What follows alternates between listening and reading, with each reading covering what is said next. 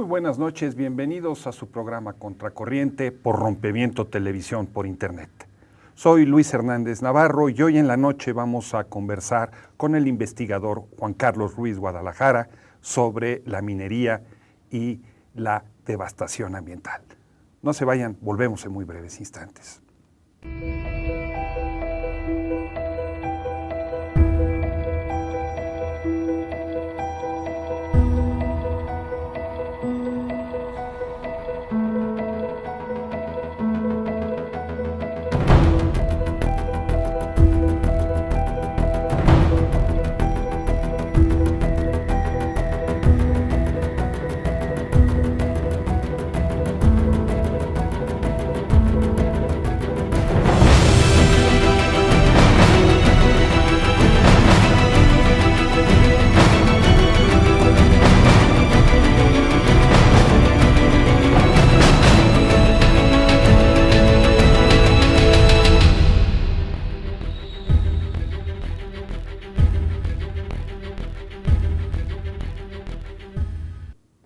Qué bueno que nos acompañan en la Contracorriente.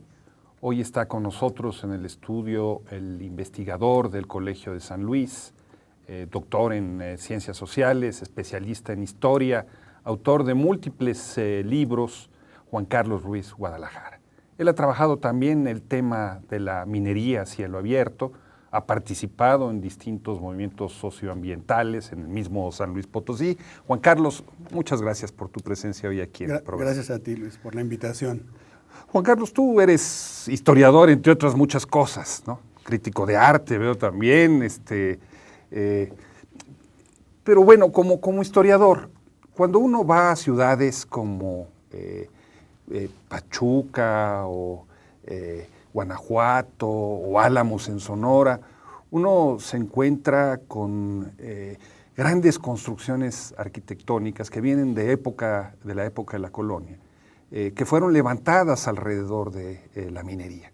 La minería, con todo lo que significó la relación colonial, ¿no?, con la España y la Nueva España, en fin, dejó eso en nuestro país. En cambio, cuando uno ve hoy los proyectos de minería a cielo abierto, lo que encuentra es devastación, contaminación de las aguas, nada que ver una cosa con la otra. ¿Cómo explicarnos esto? Cuando hablamos de minería hoy, ¿de qué estamos hablando?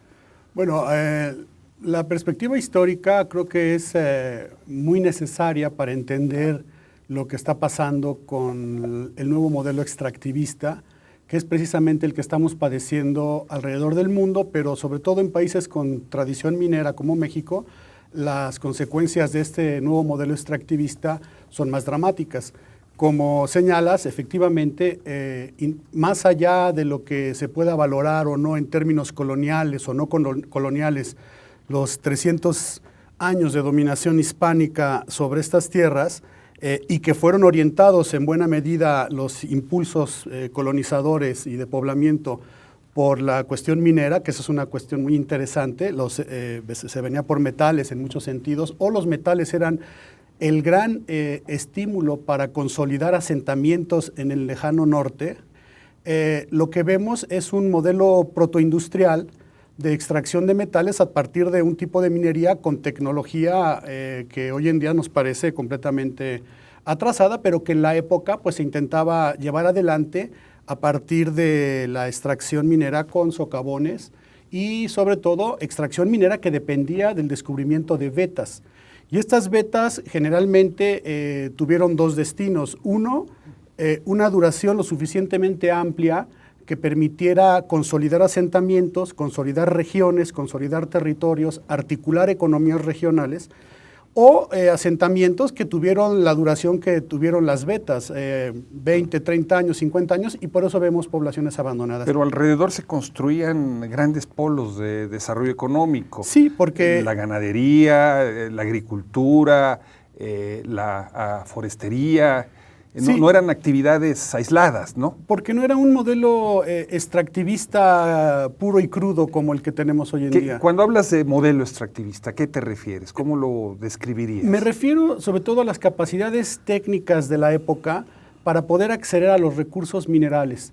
En este caso, los recursos minerales más preciados en la época hispánica y en el siglo XIX se aumentó con el hierro y otro, el cobre, pero en la época del virreinato pues, eran los metales preciosos. Hay que entender que entre el siglo XVI y el siglo XVIII se consolidan los sistemas monetarios a nivel internacional, viene todo el proceso de surgimiento de la moneda, y podemos ver también, por ejemplo, cómo las monedas de 8 reales, los pesos de 8 reales de plata que se hicieron en la Nueva España, pues circulaban hasta en China. Entonces, ese modelo extractivista tenía un objetivo, una función, y además la carga impositiva que el rey de España tenía sobre estas tierras en cuestión de metales preciosos, en nada se compara con el actual modelo extractivista. ¿Cómo lo compararías tú? ¿Cuál es la relación entre uno y otro? Hay toda esta versión negra de grandes galeones llenos de grandes riquezas que iban a España. Bueno, eso es algo que... Lingotes de oro y lingotes de oro y baúles llenos de plata. Que bueno, tiene una parte de verdad, pero no es toda la verdad. El hecho es que, por ejemplo, un español o un mestizo que tenía un denuncio minero ante las autoridades españolas, pues las autoridades españolas, en nombre del rey de España, le otorgaban, digamos, la concesión, como hoy en día se dice, y esta persona tenía que dar el quinto de plata al rey o un diezmo de oro, en el caso de que hubiera oro en las minas. Pero eran procesos muy complejos de beneficio del metal. Había que sacarlo de las vetas, había que procesarlo, se requerían muchísimos insumos alrededor de todo esto. Por eso los grandes asentamientos mineros como Zacatecas, el mismo San Luis Potosí, que fue la segunda ciudad minera más importante del siglo XVII, articularon grandes economías regionales, consolidaron territorios y fronteras para esta monarquía hispánica y le daban, por ejemplo, a los mineros el quinto real, que equivalía al 20% de la producción de su plata, se la tenían que dar al rey. O sea que el 80% quedaba en manos de los mineros, y estos mineros con ese 80%, pues además de pagar sus deudas, pues hacían circular ese dinero tanto a la península o al sistema del Pacífico hacia Asia o a las economías regionales. Entonces había una gran circulación del metal, y esto no era en estricto sentido un saqueo, como se ha querido ver desde el punto de vista de la historia nacionalista, ¿no? Era una relación colonial donde había una extracción de una parte de ese excedente hacia la metrópoli, pero que daba riqueza. Daba riqueza aquí, había sí un traslado de un excedente hacia España, pero la mayoría del metal prácticamente estaba en manos de quienes lo extraían y tomaban decisiones ya sea mercantiles o de deuda, etc. Lo que pasa hoy en día es completamente diferente. Porque ¿Qué sería lo que a partir de, sobre todo en la cuestión de metales preciosos, aunque también sucede en el caso del cobre y en el caso del hierro, lo que encontramos es una extracción brutal, indiscriminada de estos minerales por métodos completamente perfeccionados para poder extraer cantidades mínimas de mineral que está presente en grandes extensiones de territorio. Esto prácticamente desde los 70s, desde los 80s, se empezó a perfeccionar. Por ejemplo, en el caso de los metales preciosos, es la minería a cielo abierto, que ha existido desde siempre la minería a cielo abierto, que implica obviamente explotar los minerales desde la superficie hacia las profundidades de la tierra sin socavones. El problema en este momento a nivel mundial, porque las condiciones han cambiado radicalmente, tanto en términos de población y en términos de un mercado globalizado y de una necesidad global de minerales que se consideran estratégicos, y algunos de ellos se consideran críticos para el funcionamiento del modelo capitalista.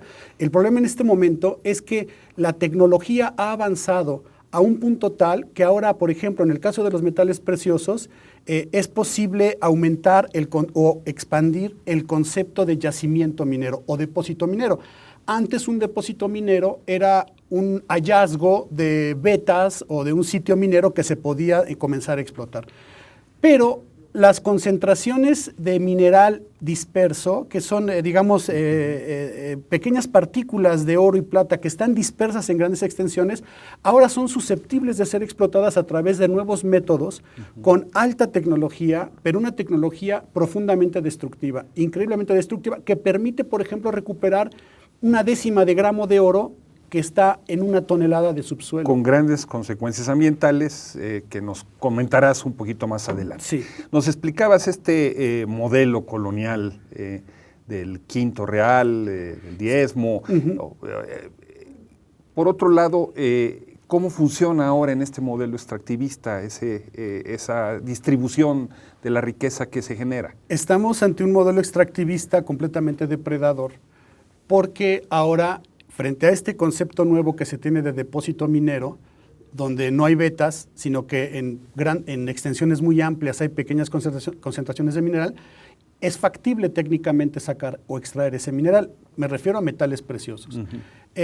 Y este modelo lo que implica es prácticamente una transferencia del 95% de esos minerales fuera del país, en el caso de México. O sea, el 5% de la riqueza generada en México se queda en México y el 95% sale. Sí, yo diría que es hasta menos. Menos.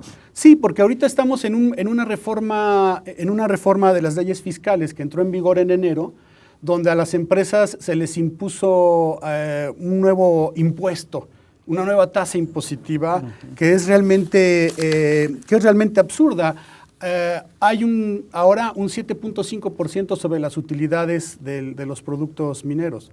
Cuando hablamos de las utilidades, eso ya deja de lado los costos de producción. Absolutamente. Es decir, hechas las deducciones, ya lo que ganó la empresa, el gobierno tiene que recibir un 7.5%. Incluso en el caso mismo del oro y de la plata y del platino, se le agrega un 0.5% más. Entonces, por ejemplo, eso nada más en metales preciosos. Hay otros metales o todos los demás pagan un 7.5% sobre las utilidades. Pero el gran problema hoy en día del modelo, sobre todo refiriéndonos al caso específico de las leyes mexicanas, es quién regula las empresas y quién le crea a las empresas a sus reportes de entradas y salidas de mineral. No hay posibilidades por parte de la Secretaría de Energía ni de cualquier dependencia de gobierno de regular lo que las empresas mineras están haciendo en cuanto al reporte de su producción. No se sabe. Ellos pueden reportar lo que quieran. Ellos reportan un volumen de mineral que ya han proyectado desde la misma petición de las concesiones. Ellos dicen, aquí hay posibilidades, de acuerdo a mis proyecciones, de extraer tantos miles de onzas de oro o de plata o tantas toneladas de hierro, etcétera, cualquier mineral metálico, por ejemplo. Sobre ese nivel de extracción, las empresas tienen desde enero que reportar en sus utilidades un 7.5% de impuesto especial. Y en el caso de metales preciosos, oro y plata y platino, un 0.5 más, ¿no? Entonces, el problema es que tenemos un altísimo nivel de corrupción, no solamente en las dependencias federales, sino en todos los niveles de gobierno, municipal, estatal, federal, y además una disposición enorme de las empresas mineras a no reportar con claridad en los volúmenes de extracción. Una situación entonces neocolonial avalada por una situación de corrupción interna y un marco legislativo favorable. Absolutamente. ¿Qué te parece si vamos a una pequeña pausa? Claro y que sí. Volvemos en muy breves instantes? Y a ustedes, amigos, los invitamos a que continúen aquí con nosotros en esta charla con Juan Carlos Ruiz Guadalajara. Volvemos.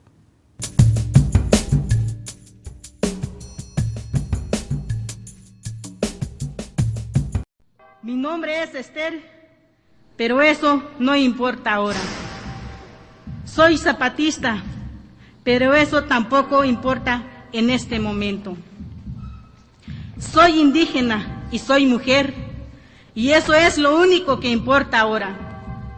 En este país fragmentado, vivimos los indígenas condenados a la vergüenza de ser el color que somos, la lengua que hablamos, el vestido que nos cubre, la música y la danza que hablan nuestras tristezas y alegrías, nuestra historia.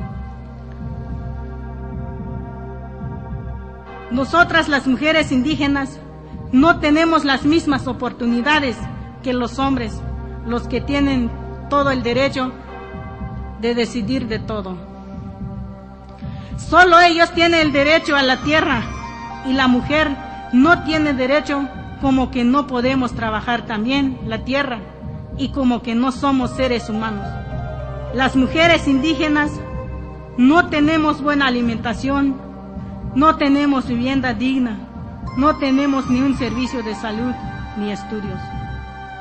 No tenemos proyecto para trabajar, así sobrevivimos la miseria. Esta pobreza es por el abandono del gobierno, que nunca nos ha hecho caso como indígenas y no nos han tomado en cuenta, nos ha tratado como cualquier cosa.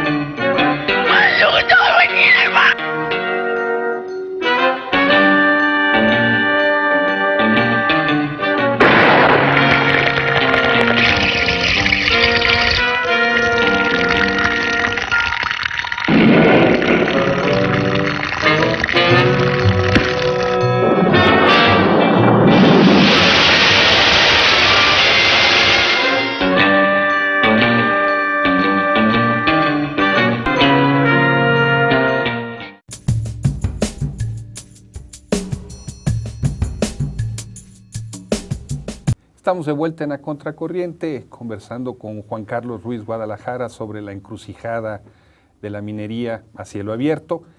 Y este programa se lo queremos dedicar a un muy querido amigo de todos nosotros, recientemente fallecido, el profesor Víctor Ariel Bárcenas. Víctor Ariel, además de ser un maestro ejemplar, gandiano, fue un defensor del medio ambiente.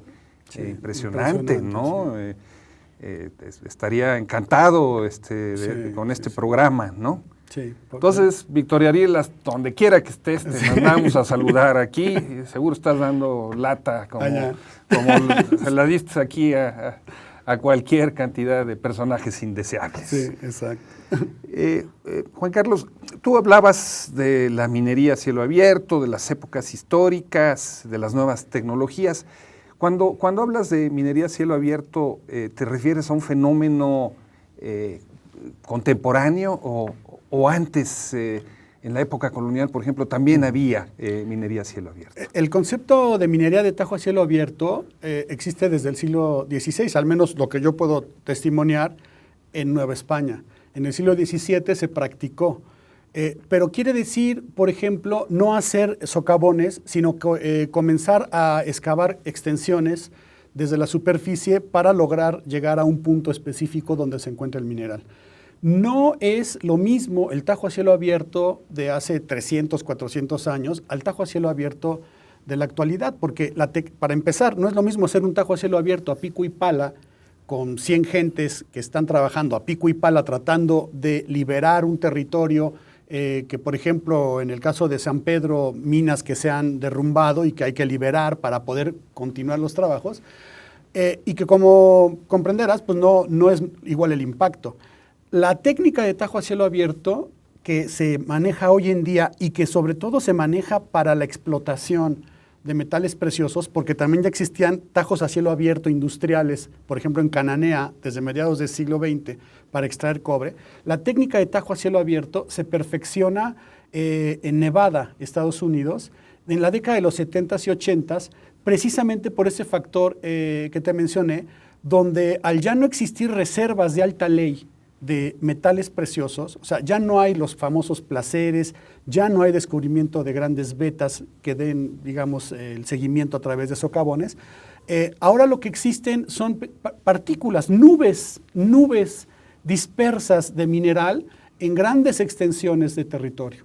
Entonces, la industria minera, lo que diseñó desde los 70s y perfeccionó en los 80s, fue un método, ellos dicen que lo perfeccionaron y también hablan mucho de que eso es ciencia y que lo han hecho con los instrumentos de la ciencia. Bueno, sabemos que la ciencia tiene un doble uso, ¿no? La bomba atómica también fue ciencia, entonces, y mató a miles de personas. La ciencia ha tenido ese doble uso, pero la ciencia en este caso se utilizó para crear la megaminería. La megaminería en términos de poder extraer esas enormes nubes de partículas que se encontraban dispersas, en este caso de metales preciosos. Y en Nevada se lanzaron a hacer esto y crearon en un cinturón enorme donde existían estas nubes de mineral una secuencia de tajos a cielo abierto que hoy en día uno puede ir a visitarlo como una especie de turismo maníaco depresivo para ver las enormes consecuencias que tiene este método. Eso se vino a combinar de manera muy dramática en la década de los 90 con la debilidad del dólar y el surgimiento o el resurgimiento del oro como un patrón de valor muy importante, creando una fiebre del oro muy novedosa. No es como las Gold Rush de las antiguas fiebres del oro. De las películas. De las películas de del Hollywood, Far West, ¿no? Sí. En donde Jesús Taylor nos tendrá que hacer un programa muy pronto para contarnos. Exacto, que donde se descubre, hay un gran hallazgo y sigue todo el mundo y migran para ver el descubrimiento y explotar el sitio. No, aquí se crea una fiebre del oro de carácter financiero y especulativo que va a tener como grandes líderes a las empresas transnacionales de capital radicado en la Bolsa de Valores de Toronto, y se crean nuevas fiebres del oro de carácter financiero, de carácter especulativo, que empiezan incluso a ser parte de una estrategia global donde se incorpora el Fondo Monetario Internacional, el Banco Interamericano de Desarrollo y gobiernos de corte neoliberal, por ejemplo, como el de Carlos Salinas de Gortari.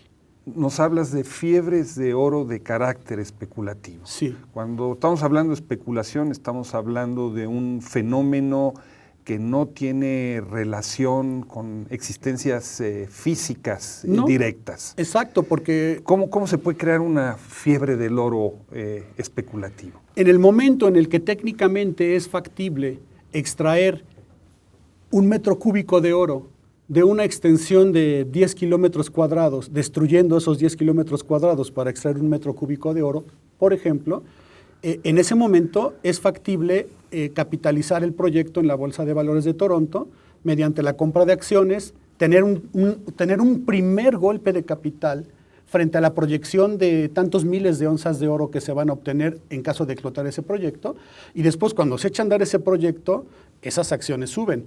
Tenemos una curva de aproximadamente 15 años de subida de los precios del oro. Y esto genera que las empresas, sin haber excavado ni haber hecho absolutamente nada, tengan un primer golpe al momento en el que ciertos gobiernos, en el caso mexicano, el gobierno mexicano, otorgan la concesión a empresas como Goldcorp o New Gold, etcétera. En ese momento esas empresas ya cotizan en la Bolsa de Valores de Toronto y tienen un primer golpe fuerte de capital. O sea, en esta economía casino que se ha convertido la economía del mundo, sí, hay un apartado, así como los que juegan ruleta, hay un apartado para el oro y los absolutamente. Metales preciosos. Y la gran meca de todo esto es la Bolsa de Valores de Toronto. ¿Por qué Toronto, Juan Carlos? ¿Por qué allí? Porque Canadá ha logrado una especialización enorme en la explotación de sus metales preciosos. Son los grandes mineros. Es un minero-estado incluso. Es una mafiocracia con un minero-estado. Con todo respeto para Canadá, ¿verdad? Que me cuesta mucho trabajo decir eso porque se han convertido en los grandes enemigos de muchas poblaciones.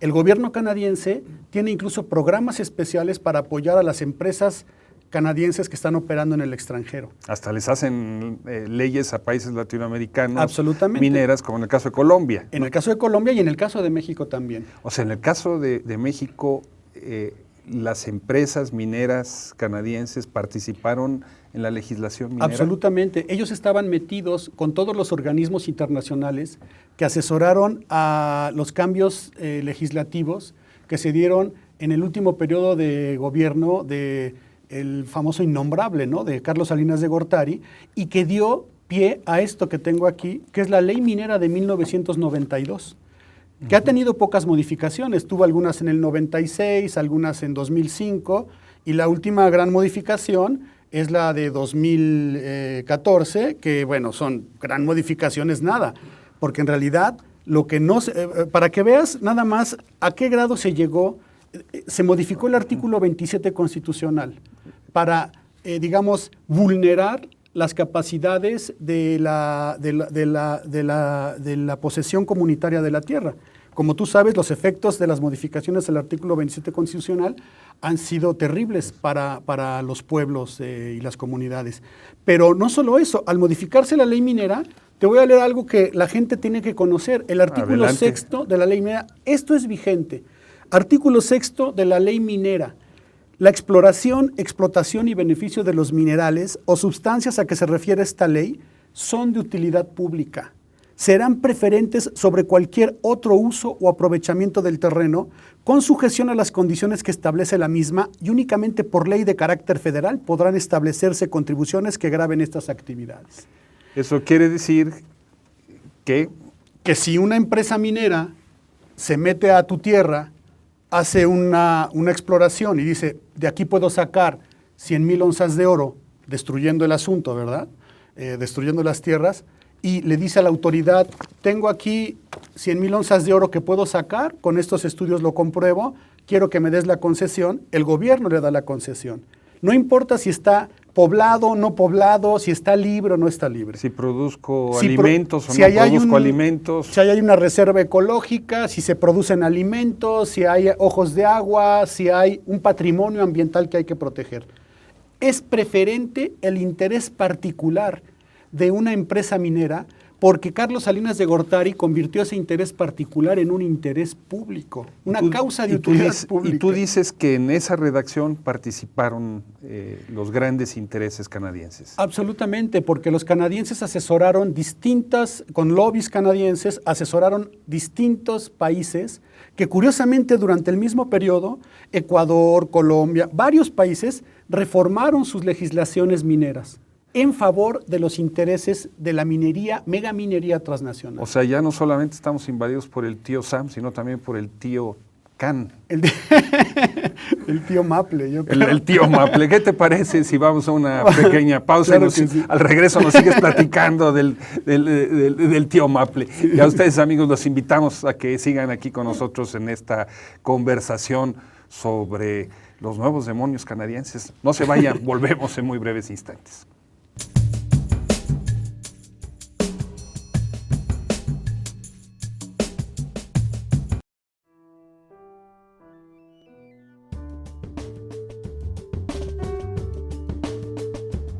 Saludos, my name is Michael Eisenmenger.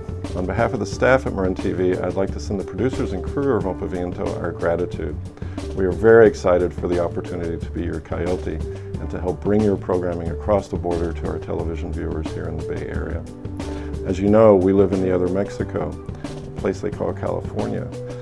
In this weird Mexico, we get very little true and honest information from the real Mexico. And for that reason, your work is very important to us here. Truly independent media is free of censorship by governments and corporations. Independent media can speak truth to power and also celebrate our art and culture of resistance. This ability to speak is not given to us. It's something we must seize upon. It's something that we have to build new ways in order to be heard and seen. That is what Rompaviento does, and this is what you bring to our communities here. And for that reason, we look forward to working with you in the future. Gracias.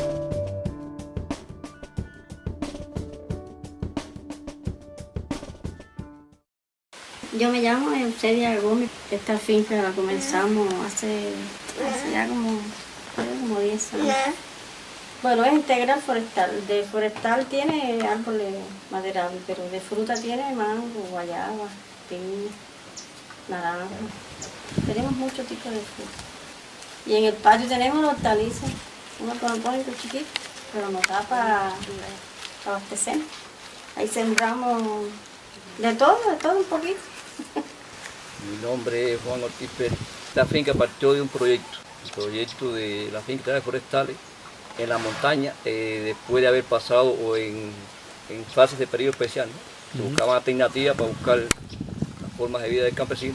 Y nos cogió un poco desamparados porque no se sembraba ni nada, y al llegar bastante apretado que se pasó. Nos obligó a buscar alternativas para poder sobrevivir, porque realmente por la vía que entraban las cosas se dejó de entrar, para poder alimentando. Entonces buscar alternativas para poder sobrevivir por medio de los propios de uno, que buscar los propios alimentos. Esto sirvió a la gente para que aprendieran muchas cosas. Gracias. Yo digo que nosotros aprendimos con el periodo especial, porque por ejemplo el imperio, ¿no?, estaba celebrando porque nos íbamos a derrumbar.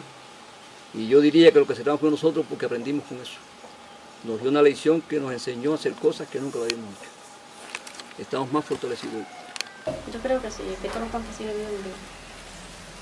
Porque tú no vas a sacar a un campesino que no tenga que comer.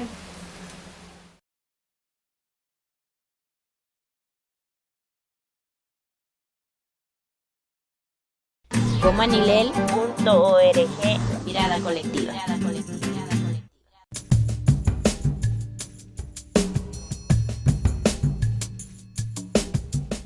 Estamos de vuelta en la contracorriente, conversando sobre la encrucijada de la minería con Juan Carlos Ruiz Guadalajara. Juan Carlos, regresemos a Toronto. Tú hablas de esta bolsa de valores, de las empresas canadienses, de un minero-estado, sí, una mafiocracia ligada a la explotación de minerales en el mundo, entendemos, no solamente dentro de Canadá. Pero déjame preguntarte si todas esas empresas que cotizan en esa bolsa de valores son canadienses, si todas esas compañías que se presentan en el mundo como los de la hoja del maple, efectivamente tienen capital canadiense o son una cobertura como sucede con los barcos panameños o tantos otros negocios. Eso ha sido un debate muy interesante con los colegas canadienses porque en una serie de encuentros que hemos tenido incluso en Canadá y de acciones que hemos hecho en Canadá, pues a veces nos han dicho que somos muy injustos al reclamarle tanto a Canadá porque en estricto sentido, pues el capital llega a Toronto, pero puede ser capital gringo, puede ser capital inglés, puede ser capital europeo de distintos países, que en realidad hay una desnacionalización del capital y que, bueno, pues Toronto es Toronto porque pues ahí está la bolsa, ¿no? Que nos parece un argumento poco serio, porque finalmente si los capitales llegan a Toronto es precisamente porque el Estado canadiense ha hecho absolutamente todo el entramado financiero y legal para que estén ahí y sobre todo para favorecer a las empresas que tienen bandera canadiense. Barrick Gold, Goldcorp, New Gold, que fue nuestro gran enemigo en Cerro de San Pedro. Entonces, son capitales, sí, pues de todos lados, uno puede tener acciones en una empresa minera, pero finalmente radican en Toronto porque es la Bolsa de Toronto la que tiene las reglamentaciones más laxas y les da todas las ventajas para que hagan lo que quieran. Y si a eso le agregamos que hay una serie de políticas públicas por parte del gobierno de Canadá que favorecen la inversión minera de las empresas que cotizan en Toronto en el extranjero, y si a eso le agregamos otras cosas como por ejemplo el hecho de que el gobierno de Canadá tiene los fondos de pensiones de sus trabajadores invertidos en acciones mineras, entonces pues ya te imaginarás pues por qué ves a los obreros canadienses jubilados pues en Cancún, ¿no? Y a los obreros mexicanos muriéndose de hambre ya jubilados, ¿no? Hay una gran diferencia. Estas empresas canadienses están por toda América Latina. Están por todo el mundo, a grado tal que, por ejemplo, o sea, me enfoco en las canadienses porque el 70% de los proyectos que hoy en día nos están amenazando con proyectos de tajo a cielo abierto para obtención de metales preciosos son canadienses. ¿En México o en el mundo? México. En México, el 70%. El 70% de los proyectos, el 70% de las 26,000 y tantas concesiones que hay en México hoy en día están en manos de empresas canadienses. Y han sido las empresas canadienses con el gobierno de Canadá las que han hecho toda la gestión para echar a andar esas empresas de manera ilegal, como el caso de Minera San Javier en Cerro de San Pedro, que eso es uno de los casos más dramáticos y más Te has patéticos. referido ya varias veces a Minera San Javier, tú participaste en ese movimiento. ¿Por qué no nos cuentas brevemente en qué consistió ese conflicto? Pues de manera muy breve, una empresa canadiense, como otras empresas, en los años 90, más o menos por el 97, llegan a Cerro de San Pedro, que era una población muy deprimida desde el punto de vista económico, que es vecina al Valle de San Luis, una población histórica creada en 1592, que es el origen de la ciudad hispana de San Luis Potosí. Un real de minas muy importante, la mina de oro más importante que tuvo el rey de España durante el siglo XVII. Eso el historiador Sergio Serrano pronto va a publicar un libro genial donde se dan todos estos datos. Y este real de minas, que a lo largo del siglo XIX tuvo capital inglés, llegó al siglo XX y todavía produjo algo, pues ya para la década de los 80s, 90s, ya está prácticamente abandonado, ya es inviable explotar más mineral ahí, hay gambucinaje, hay poca población y hay una situación de marginación muy fuerte de esa población. Cuando se da esta fiebre del oro que te platico, donde se combina esta técnica depredadora ya probada y la posibilidad de que el oro comience a repuntar, pues llega esta empresa que era Metallica Resources, una empresa canadiense, que después se vuelve New Gold, pero bajo el nombre de Minera San Javier. ¿Por qué? Porque a partir de las reformas a la ley minera de Salinas de Gortari en el 92, se permitió finalmente que las empresas mineras pudieran tener el 100% de capital extranjero, siempre y cuando tuvieran su registro en México. Entonces, detrás de Metallica Resources está Minera San Javier, después fue New Gold. El hecho es que esa empresa llega, ofrece un proyecto de reactivación minera, vienen con todos estos mitos y todas estas falacias de las empresas mineras, donde dicen que van a reactivar la economía, que va a llegar la riqueza, va a llegar el empleo, etcétera, etcétera. Y lo que dicen en el 97 es que, bueno, nada más díganos dónde quieren que les pongamos el pueblo. Porque el asunto es que venimos a aplicar una técnica pues diferente, no es la técnica de socavón, vamos a hacer un tajo a cielo abierto y por supuesto la población histórica pues va a desaparecer. Sale sobrando. ¿Dónde quieren sus templos? ¿Dónde se los ponemos? Les hacemos lo que quieran. Hasta sus muertos. Hasta sus muertos. Todo. Les ponemos lo que quieran. Y eso generó un movimiento de resistencia a nivel local que se fue expandiendo hacia el Valle de San Luis conforme la información fue surgiendo y conforme la población tuvo acceso a datos más duros sobre los impactos que podía tener este tipo de proyecto, que ya había un antecedente en Real de Ángeles, Zacatecas, con López Portillo, que hizo un tajo a cielo abierto, desapareció una población histórica del siglo XVIII, y esa zona ahorita es una zona completamente contaminada, perdida, lejos de cualquier actividad productiva. Y ese proyecto canadiense inició un largo trayecto de 10 años hasta lograr echarse a andar, frente a una resistencia ciudadana que tuvo que luchar contra la corrupción del gobierno federal, contra la corrupción del gobierno estatal y sobre todo que lo hizo de manera legal. O sea, ese movimiento resistió, pero a pesar de esa resistencia el proyecto siguió caminando. Pero no solamente resistió, ganó en tribunales. Ese movimiento ganó en tribunales. Y logró frenar la Logramos frenar los avances de la empresa, pero cuando la empresa ya se había echado a andar. Y sobre todo la empresa se echó a andar en contra de las leyes mexicanas y en contra de resoluciones judiciales que establecían que ese proyecto no podía haber operado ni siquiera de manera condicionada por los impactos que iba a tener 30 kilómetros a la redonda. No les importó.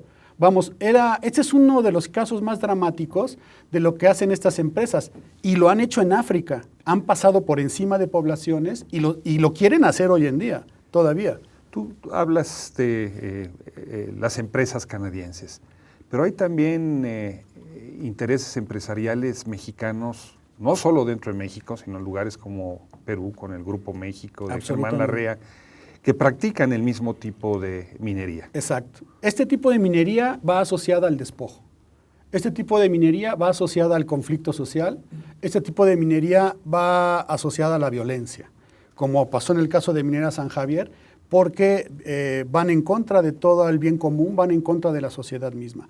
En el caso de otras empresas, pues tú lo ves hoy en día.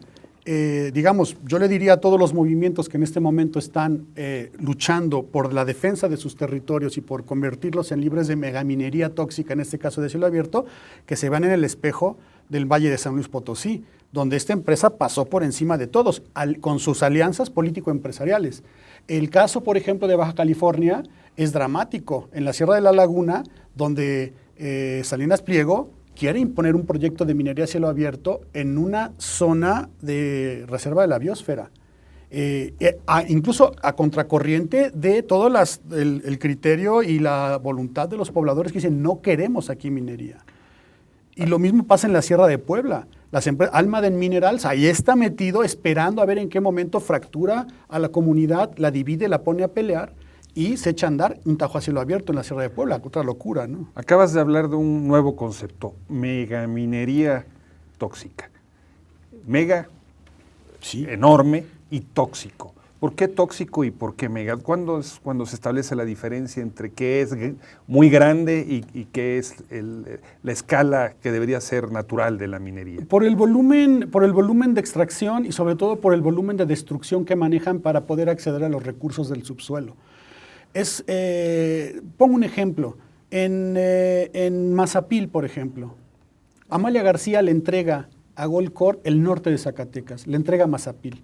Literalmente. Literalmente, porque el gobierno le da las ¿Te concesiones. refieres a la que fue gobernadora por el Partido de la Revolución Democrática? Absolutamente, y la que es actual secretaria del Trabajo de Mancera. Mancera. Ese tipo de joyitas son las que nos están gobernando, ¿no?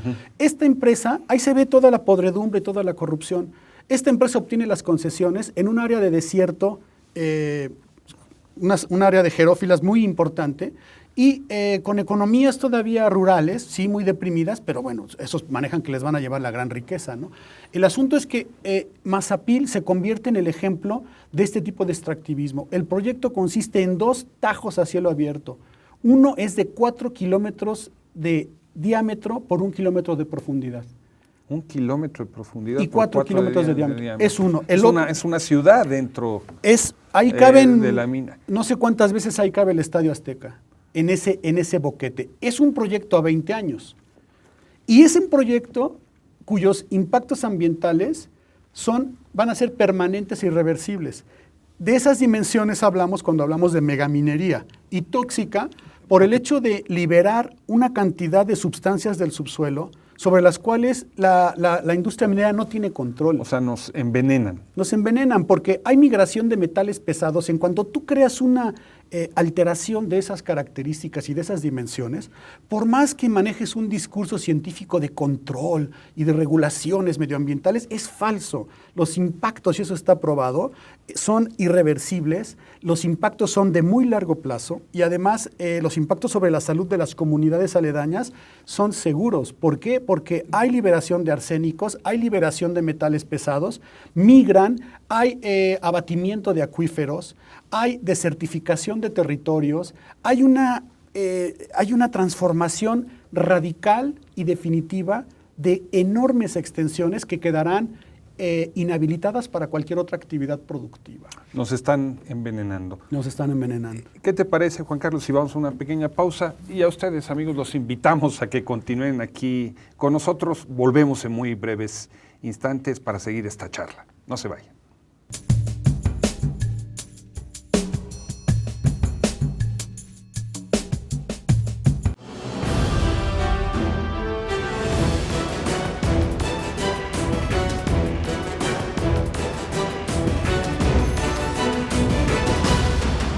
The name's Bond.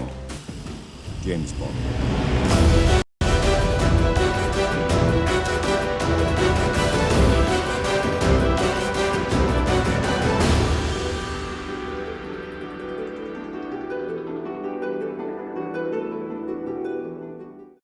En la ciudad de Salvador, Bahía, Brasil, hay un antiguo cine abandonado, el Cine Roma. En este cine viven 4 niños que se dedican a la prostitución y una niña. Yo soy Alejandro Reyes y los invito a leer mi novela La Reina del Cine Roma, publicada recientemente por la Random House Mondadori, una historia de estos niños que sobreviven en las calles y en las favelas de Salvador, Bahía, Brasil.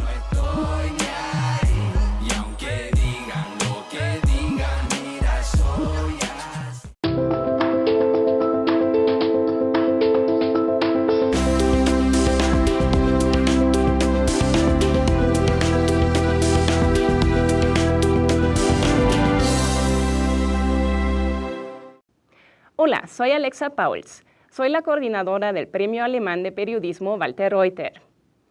En esta 9ª edición del certamen convocamos con el tema Política de drogas, desafíos y nuevas perspectivas. El premio está abierto para diferentes medios de comunicación, como televisión, radio, prensa escrita, fotografías y caricaturas. Te invito a revisar las bases en la página web que es www.papwr.org. La fecha del cierre de la convocatoria es el 1 de octubre de este año. Anímate a postular. Gracias.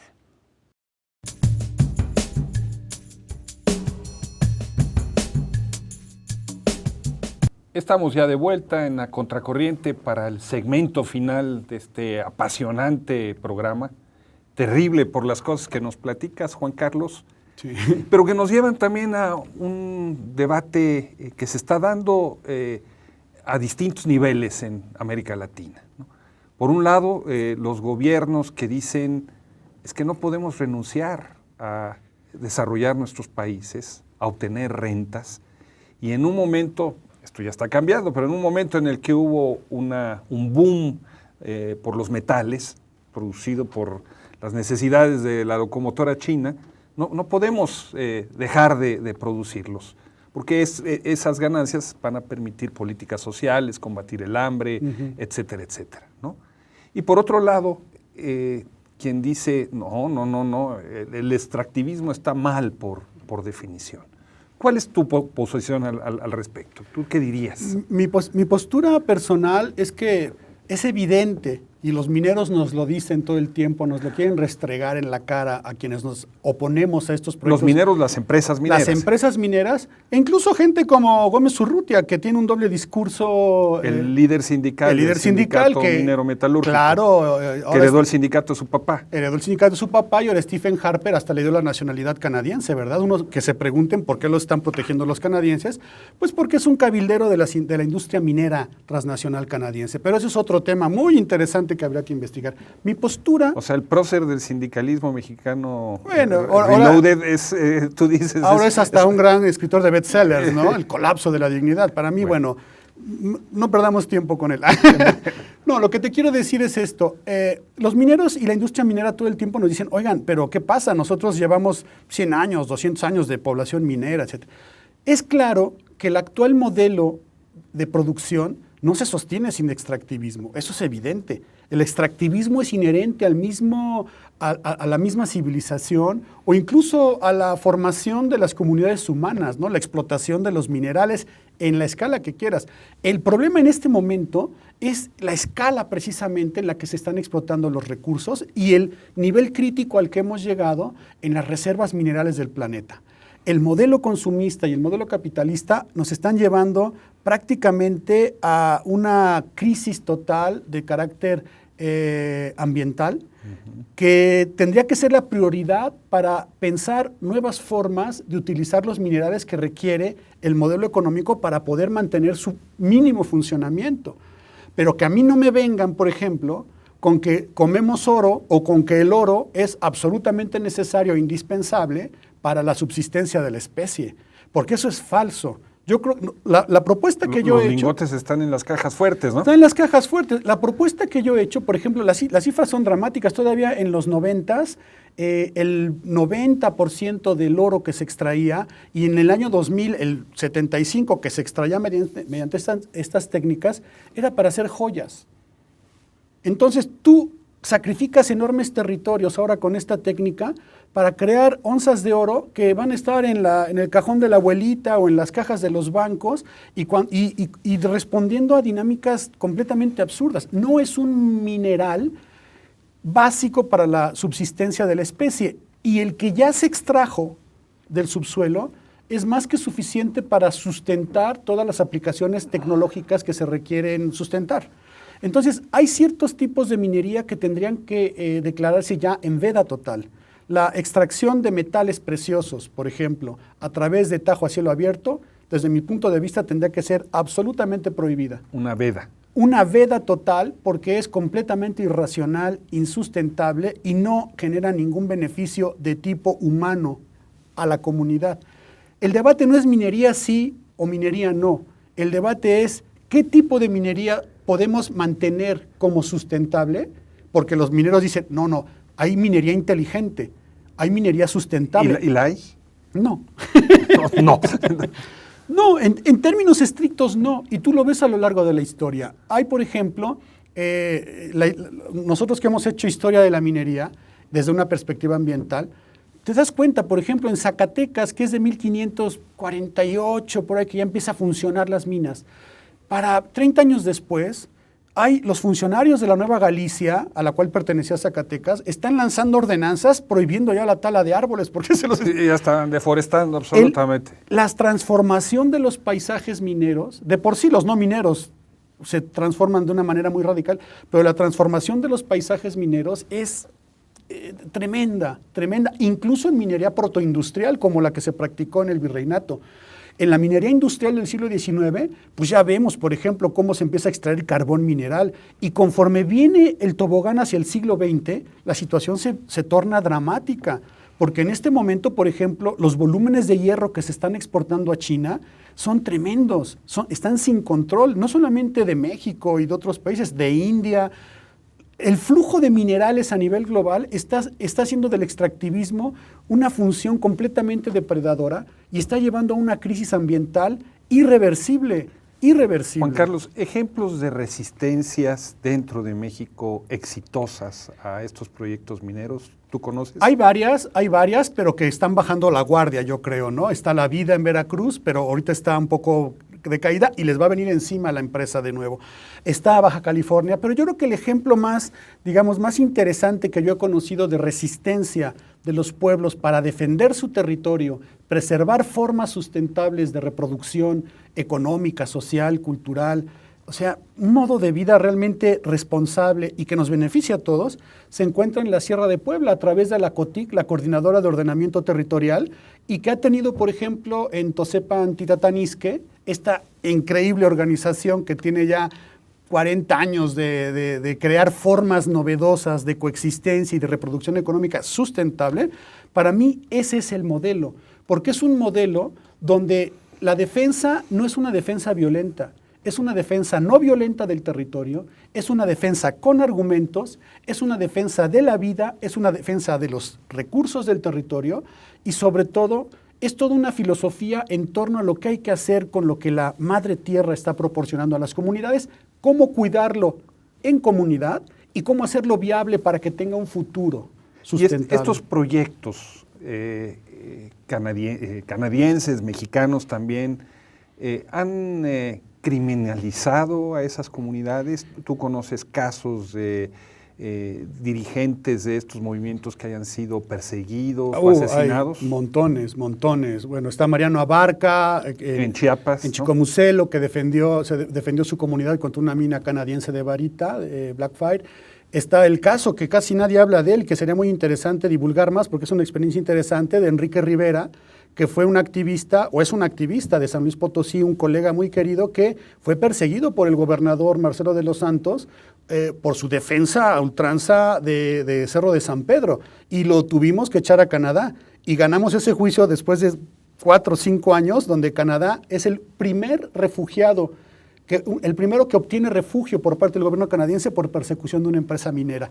Los convencimos. Lo contrario de Napoleón. Lo contrario de Napoleón, ese va a negociar. No, eso es otra cosa. Sí, claro que hay muchos activistas, hay mucha persecución, hay mucha criminalización, pero sobre todo las empresas mineras que su objetivo fundamental es hacerse con el territorio, acceder al territorio. Tienen todo el marco legal a su favor, porque al final ellos pueden pedir la expropiación, pueden pedir la ocupación temporal. El gobierno dice, mira, ya te di la concesión, pacta con la gente que hay ahí, a ver cómo le haces. Y como son concesiones a 50 años, las empresas mineras se pueden tomar 5 años con capital que están obteniendo de la especulación financiera para corrupción, para división de las comunidades. Todo eso está documentadísimo. Ponen a las comunidades en contra. Captan gente. El problema de la mina en Xochicalco es ese, por ejemplo, en Tetlama tenemos ese problema. En Morelos. En Morelos. Ahora vemos como una empresa canadiense quiere hacer un tajo a cielo abierto a la orilla de la zona arqueológica de Xochicalco para obtención de oro, un proyecto que va a durar 15 años, cuando mucho, y empieza por la parte más débil de toda esta cadena, que es el municipio. Los municipios son la parte perfecta a través de la cual las mineras transnacionales comienzan a entrar. Capturan a los presidentes municipales, claro, a las autoridades. Porque son los municipios los que tienen que dar el permiso de construcción y el cambio de uso de suelo. Y son baratos. Muy baratos. Para una empresa minera, no sé si tenemos un minuto, pero rapidísimo, solamente te digo, de acuerdo a la organización Fundar, las empresas mineras entre 2008 y 2013, fíjate, en 6 años de esa actividad minera, lo que obtuvo el Estado fueron 7,100 millones de pesos de pagos de toda la industria minera. ¿En 7 años? En 8 años, en 6 años. En 6 años. Fue lo que más de 1,000 millones de pesos. No menos, 7,100 millones de pesos. Sí. ¿Sabes cuánto se calcula lo que recaudaron toda la industria minera que opera en el territorio nacional? 1,2 millones de pesos. 1.2 billones de pesos. O sea, Nada es más. nada. Eso es el 0.6% de todo lo que produjo la industria minera. El 0.6% es lo que se queda aquí. A eso agrégale todo lo que circula a partir de la corrupción, todo lo que no declaran. O sea, es un tema importantísimo y yo insisto, no va a cambiar esto si no cambiamos el régimen. ¿Qué quieres decir con eso en un minuto? Que el Cambiamos régimen el actual, régimen. el régimen de Peña Nieto y el retorno del PRI, así como el régimen del PAN, son la punta de lanza para terminar de la obra que inició el gobierno neoliberal de Salinas de Gortari para la entrega completa del país. Y esto me refiero a la entrega completa, su soberanía, sus recursos, su libertad. ¿No basta entonces solo la resistencia local? No. ¿Es necesario otro tipo de resistencia que permita el cambio del régimen? Nos tenemos que unir. Sí. Juan Carlos, muchísimas gracias por Gracias a tu ti. presencia hoy aquí en esta encrucijada que nos acabas de pintar también. Y a ustedes, amigos, también les queremos agradecer que nos hayan acompañado en este programa. Ya saben, los esperamos la semana que viene por la misma frecuencia. Y a continuación, no se lo pueden perder porque también va a hablar de minería. Nos adelantamos brevemente. Lo que Rompeviento se llevó con la brillante conducción de Jesús Taylor. Hasta la próxima.